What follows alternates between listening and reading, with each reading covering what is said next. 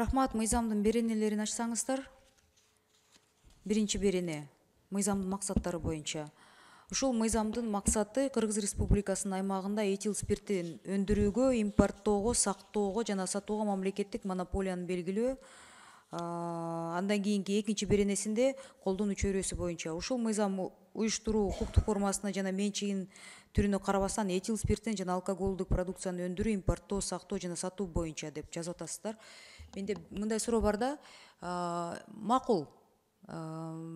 Мамлекет госмонополияны киргизип атасыңар, өндүрүүгө, так эмнесине да, импорттоого, а бирок сактоого дегенде элестетиңиз, ошол бир кичинекей дүкөн регионго сатып алып туруп анан складына жайгаштырса, ага да укук бербейсиздерби? Потому что здесь bizde салык кызматкерлери эмес, жалпы укук коргоо системасында бөрк ал десе баш алат. Аны эми 30 жылдан бери саясатта жүргөн баарыбыз билебиз да. Байкелер силер мамлекет кызматта иштегендер да түшүнүп жатасыздар да ситуацияны. Анан бул жерден деген сактоону киргизсек, эртеңки күнү за хранение деп ошол адамдар даже бир партияны сатып алса дагы сактоого да мындай кандайдыр бир шарт түзүлбөш керек десеңиздер, ушу менен биздин мамлекеттик ошол ишканага бир поддержка кылам деген ниетте кылып атасыңарбы, же кичи бизнести мындай чоң рискиге алып келеби деп мындай ошону просто эске алынбай жатканыңыздарбы? Эльвира Джалаловна, Может быть, ваш сотрудник, который по производству курирует, может он ответит? Бул сектор жакшы түшүнөт экен да? Просто здесь двоякое понимание может быть именно при проверках. Вы же понимаете, какие риски вы закладываете.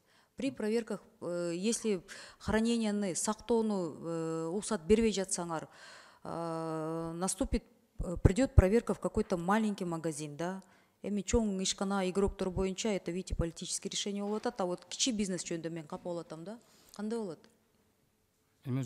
Такая ситуация, если вы имеете в виду этиловый спирт, то этиловый спирт, розничная реализация разрешена только медицинским потребителям и ветеринарным потребителям.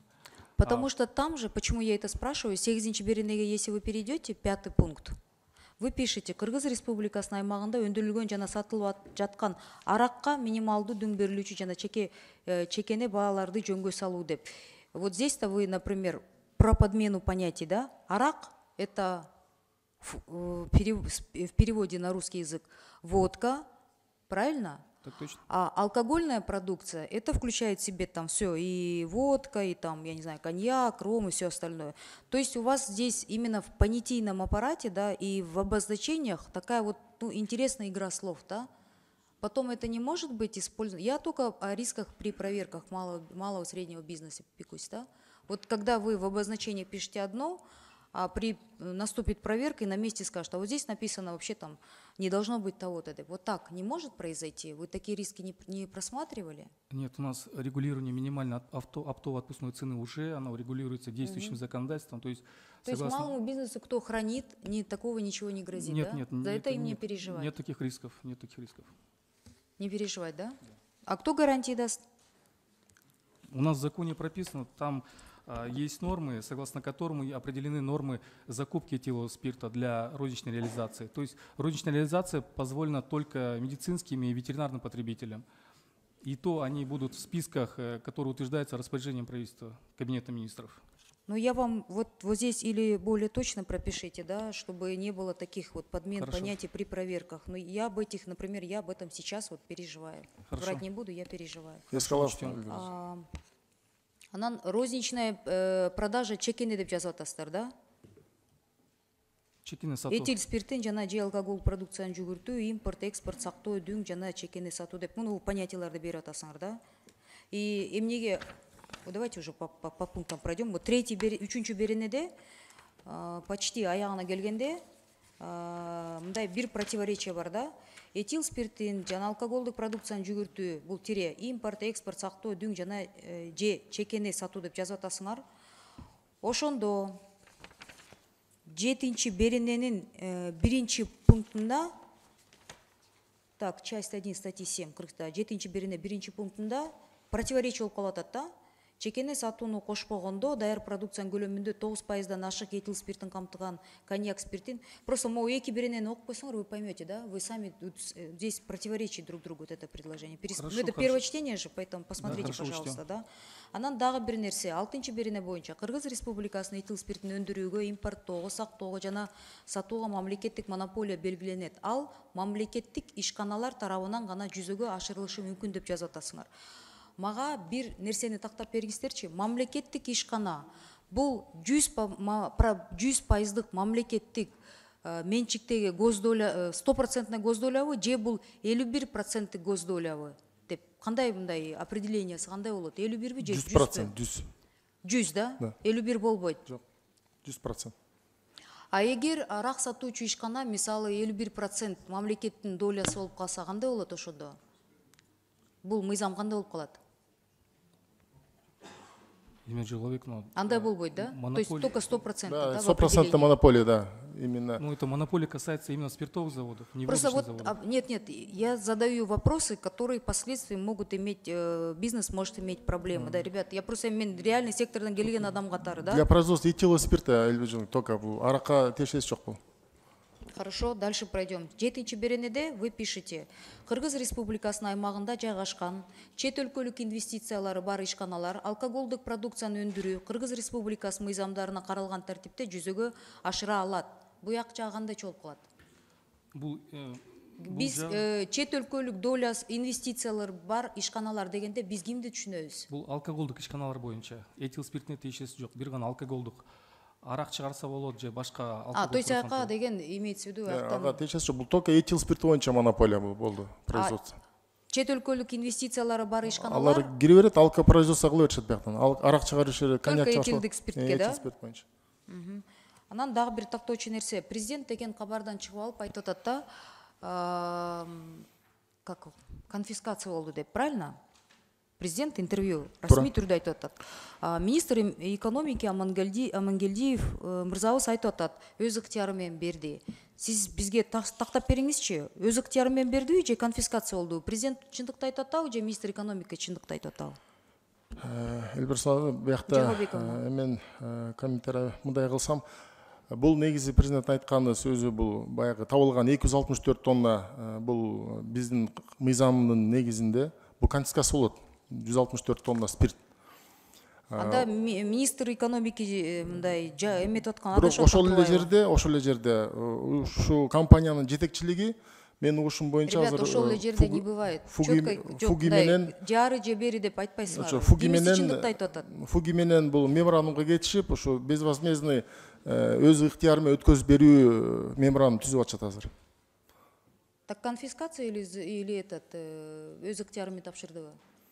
Ну, товар, основном товар, который изъятие товара, это конфискация болот. Эмени президент чыгып айтып атпайбы? Аю өз конфискация болду. А министр экономики бизге келип алып парламентке келип айтып атат. Жок, интервьюда айтып атат, өз ыктыяры менен тапшырды деп. Мындай кичине мындай неме надо как-то согласованно действовать, да? Анан 5 беренеде жазып атасыздар. Этил спиртин өндүрүү боюнчачы, этил спиртин өндүрүүгө, импорттоого, сактоого жана сатууга мамлекеттик монополия жана алкоголдук продукцияны өндүрүүнү мамлекеттик жөнгө салуу жөнүндө Кыргыз Республикасынын мыйзамдары Кыргыз Республикасынын конституциясына негизденет. У нас в Конституции это прописано, что ли, этил спиртине монополия болсун деп?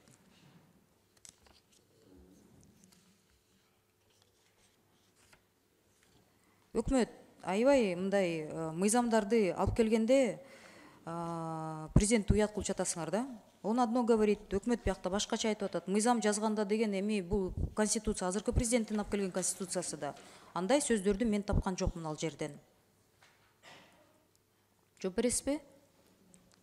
Эльмир Жиловик, мы имели в виду, что законодательство Кыргызской Республики о государственной монополии основывается на Конституции и иных законах. Тогда этот закон писал человек, который кыргызским не владеет. Или у вас перевод такой был очень странный? Просто то, что мен эми кыргызчаны түшүнгөн адам катары сизге окуп бердим да. Сиздин эмеңерде 5 беренеде ушинтип жазыптырсыздар. Мындай жөнөкөй жаран буну кийин мыйзам эмеге чыгат да, гезиттерге чыгат да окуса, ал ошентип түшүнүп калат да. Бул конституцияда ошентип жазылыптыр деп. Ошону оңдоңуздар. Анан 8 берене Эске аласыздарбы? Эске алабыз. Пересмотрите, вы поймете, о чем я говорю. Эске алабыз. 8 берене 5 пунктунда мына мен айтып кеткендей Кыргыз Республикасынын аймагында өндүрүлгөн жана же сатылып жаткан аракка минималдуу дүң берилүүчү жана чекене бааларды жөнгө салуу. Аракка дегенде водка или алкогольная продукция. Же ушуну деген арак деген сөздү алкоголдук продукция деп же алмаштырыңыздар, же болбосо жанакы мен айткан продукция, башка продукция болду. Коньяк, ром, жанагы башкалары мындай кызыктуу болуп калат да, түшүнүктөрчү. Ошону тоже, пожалуйста, эске алып исправьте. Хорошо. Это вот из этих там замечаний, да?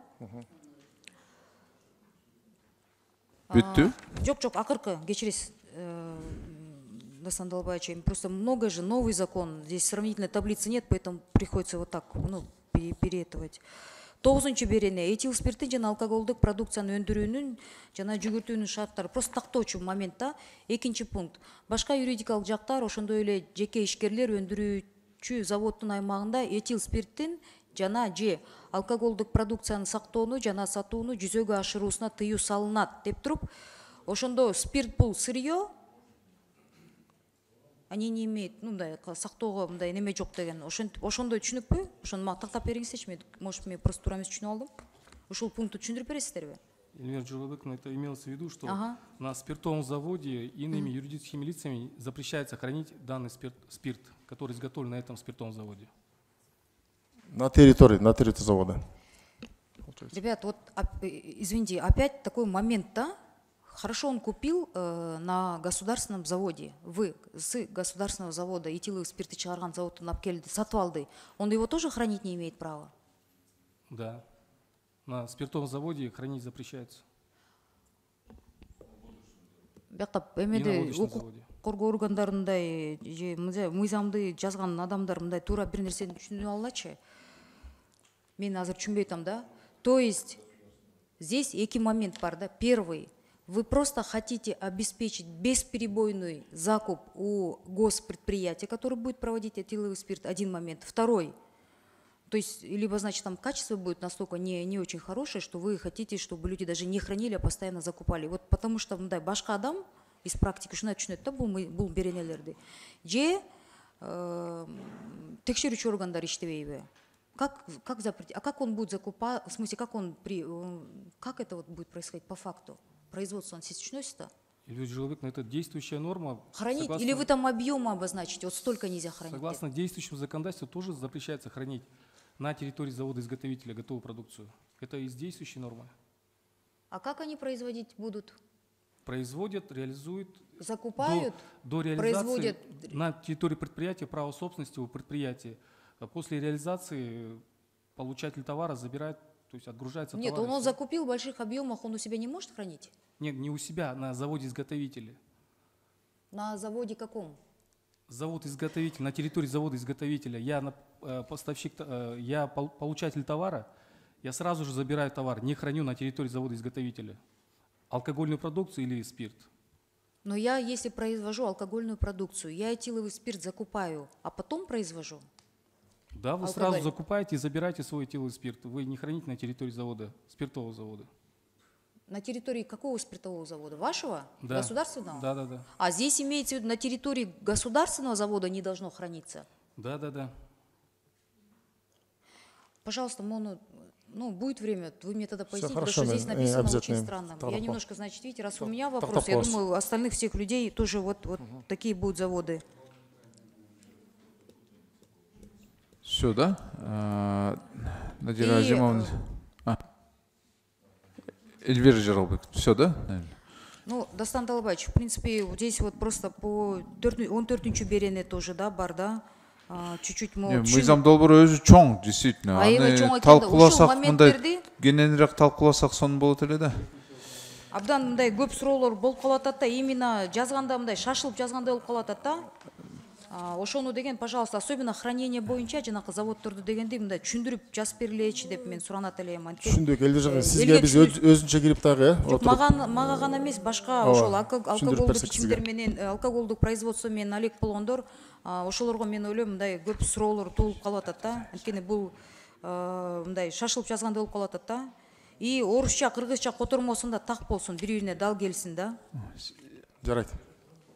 Рахмат.